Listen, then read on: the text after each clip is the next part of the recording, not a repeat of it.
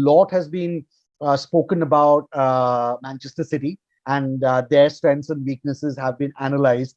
But in the course of the entire Champions League season that we've had, not too many people have actually sat down and analyzed Inter, that closely. Because to be honest, I don't think anyone expected Inter to be where they are right now, or the fact that there were two Italian clubs, going up against each other in the semi-finals. But if you talk about Inzaghi and one of the formations which he plays really well, the 3-5-2, if you see what he's sort of managed to do, there was a time when Inter dropped out of the top four in the Serie A. They went on, I think it was a 6-match winless streak, and then he sort of reverted back to his counter-attacking move of play. And what the 3-5-2 allows him to do is obviously tie up the central defenders. And if you can do that, he has so many he has 4 different kinds of forwards to pick from. Do you think that, I'm going to put that question to both you, Terry, and to Mark, because I want both your opinions on this. Do you think that is going to be perhaps the biggest hurdle for Guardiola to cross tactically? They're both obviously at the drawing boards right now, figuring out strategies. But something like this where, you don't know who Inzaghi is going to pick, or maybe he does, I don't know. But he picks, the forwards depending on who he's playing. So do you think that tactically is going to be a big challenge? I personally think tactically he's still going to go to 3-5-2. The two up front is going to be Martinez and Dzeko, as it has been for a long period of time.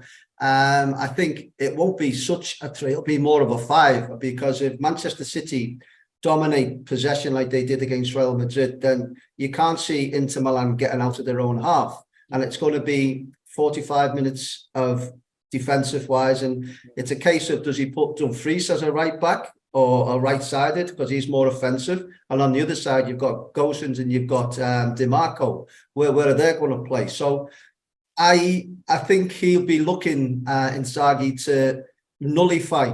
Basically, it's going to be very defensive play from them, and as we see it in, I think it was the semi-final where they had to, or the quarter-final where they had to get a result.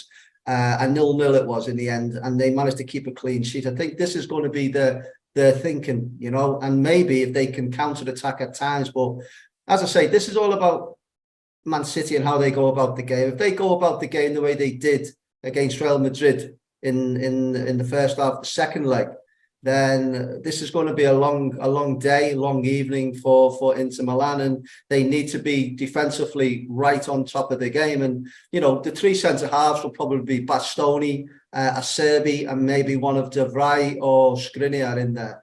So it's an experienced back 3. But then when you look at what they've got to defend against and the goals that they have in all of them, whether it's Mahrez plays or, Bernardo Silva, Haaland's going to play, Grealish is now playing at the top of his form. So it's going to be, for me, it's going to be a really interesting way how they're going to set out.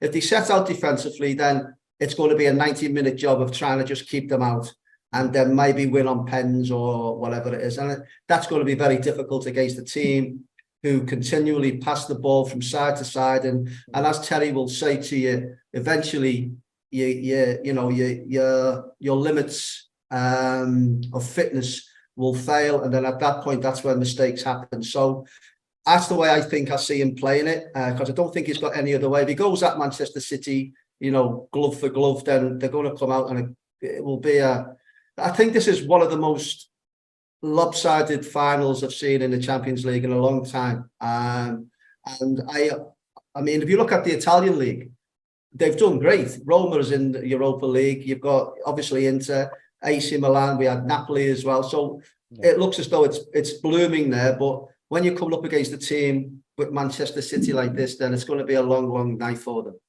I'll take on board what Mark has said there, and the formation he's going to play. But let's be very honest with you here. We've watched a lot of Italian football, me and Mark, over the years with so many sports, and we've commentated on a lot of games, individual players. But Inter Milan, over the course of the managers they've had, they've always seemed to be set up in a 3-5-2 situation, and I think that's a culture within the club now. Yes, Inzaghi did make a few tactical changes along the way, and it wasn't quite working in Serie A. You know, he did drop out the top four, which you've mentioned. He's reverted back now to this 3-5-2 system. My only concern is obviously wide areas, fullbacks being pushed back, which Mark is alluded to. But we've got to look at the midfield area. This is where Manchester City will look to win the battle of the game, because Manchester City like to overload that midfield area with a 4v3 situation. Now then, what does the opposition do? Did he pull their fullbacks in? Does one fullback come in and he leaves four at the back and he leaves spaces wide for Manchester City to exploit? That's going to be his biggest dilemma. He's got two up front against the four. How does he cope with Manchester City's fullbacks?